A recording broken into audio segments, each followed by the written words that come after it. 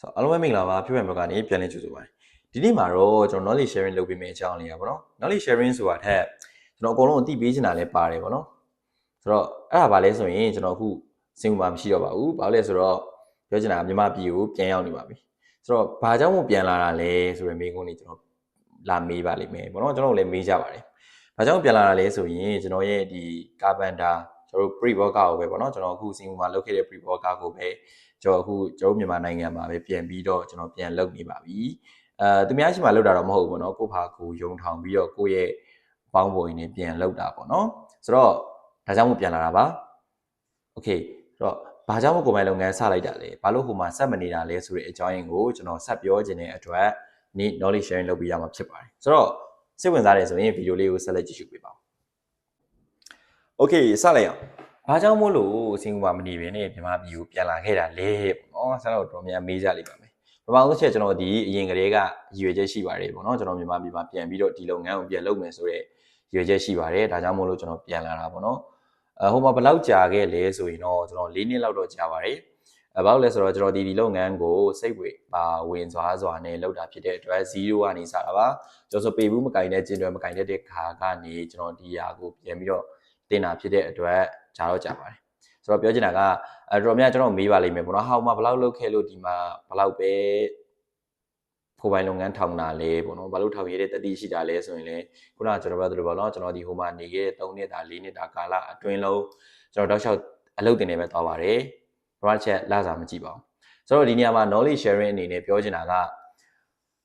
လူတော်များကိုကျွန်တော်ရဲ့လူငယ်တော်များကိုပြောချင်တာကဘာပဲလုပ်ပေါ့နော်လက်မှုပညာနဲ့ပတ်သက်တာပဲဖြစ်ဘာပဲလုပ်လာစားမကြည့်ပါနဲ့ကျွန်တော်ငယ်ရတဲ့အချိန်မှာအသက်20ကနေအသက်30အတွင်းမှာတော့ကျွန်တော်လာစားမကြည့်စီခြင်းပါဘူးပေါ့နော်ဘာလို့လဲဆိုတော့ပတ်စံဆိုတာအချိန်မီပြန်ရှာလို့ရတယ်ပေါ့နော်ဒါပေမဲ့အတတ်ပညာဆိုတာအချိန်ကာလအခွင့်အရေးရှိတုံးသင်ရတာပါတခါလေတချို့ຢာတွေကတချို့ပညာတွေက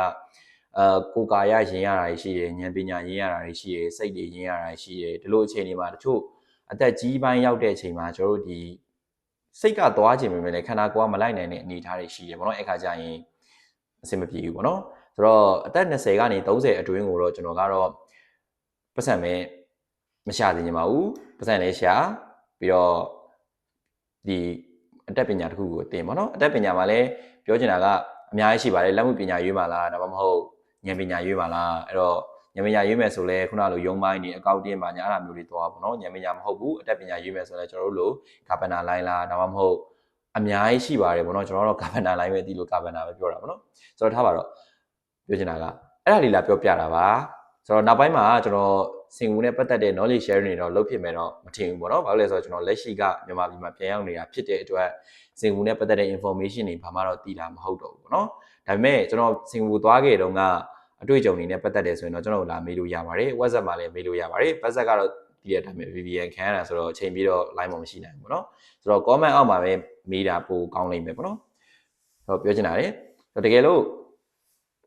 ကိုပိုင်လုပ်ငန်းနဲ့ပတ်သက်တယ်ဆိုရင်တော့သိရဆိုလဲမေးချင်တယ်ဆိုလဲကျွန်တော်တို့မေးလို့မရပါဘူးကျွန်တော်လည်းအခုမှစတာဖြစ်တဲ့အတွက်အဲ့ဒါတော့ပြောချင်ပါတယ်ဆိုတော့နောက်ပိုင်းဒီမှာကျွန်တော် knowledge sharing လုပ်ပေးသွားမှာကကျွန်တော်ကဒီလိုမျိုးပေါ့နော်အရင်နည်းနည်းနဲ့ဘယ်လောက်စတင်လဲကျွန်တော်အရင်နဲ့ဘယ်လိုစတင်ခဲ့လဲပြီးတော့ client ဘယ်လိုရှာလဲပြီးတော့ Facebook တွေဒါတွေက order ရအောင်ဘယ်လိုတင်လဲပြီးတော့ကျွန်တော်ဒီ furniture နဲ့ပတ်သက်တဲ့ knowledge sharing တွေကိုပဲလုပ်ဖြစ်ဖို့များပါတယ်ပေါ့နော်ဒီလို carpenter furniture နဲ့ပတ်သက်ပြီးတော့knowledge တွေသိကျင်နေဆိုရင်တော့ဒီ YouTube ကို sharing လုပ်ထားပါတော့တကယ်လို့ကိုကကျွန်တော်တို့ဒီစင်ကူနဲ့ပတ်သက်တဲ့ knowledge sharing တွေတော့ကျွန်တော်က share တော့မှာမ share ဖြစ်တော့ပါဘူးဖြစ်တဲ့အတွက်ကြောင့်မလို့ knowledge sharing လုပ်ထားလေ